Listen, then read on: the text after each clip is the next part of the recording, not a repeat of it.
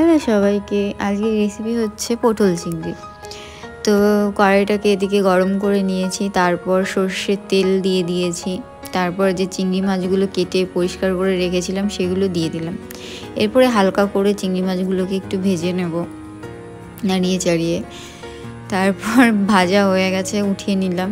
এরপর যেটুকুনো তেল থাকে ওই তেলের মধ্যে যে আলু আর হচ্ছে পটলগুলো কেটে রেখেছিলাম সেগুলো তেলের মধ্যে দিয়ে দেব, দিয়ে একটু হালকা করে নুন ছিটিয়ে ওগুলোকে ভালো করে ভেজে নেব। তো লবণটা ছিটিয়ে দিলাম, দিয়ে আমার ভাজা হয়ে গেছে, উঠিয়েও নিচ্ছি। ওই কড়াইতেই আবার তেল দিয়ে তাতে ফোড়নে জিরে, শুকনো লঙ্কা, গোটা গরম মশলা, তেজপাতা দিয়ে একটু নাড়িয়ে চাড়িয়ে তার মধ্যে পেঁয়াজ কুচি দিয়ে দিয়েছি।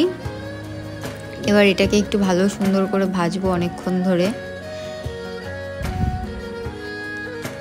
এরপরে বাটা মশলা, তার ভিতরে আছে পোস্ত বাটা, আদা, জিরে, শুকনো লঙ্কা দিয়ে আমি একটু রসুনও দিয়েছি, দিয়ে লবণ হলুদ দিয়ে দিয়েছি, একটুখানি কষিয়ে আলু আর পটলটাকেও দিয়ে দিলাম।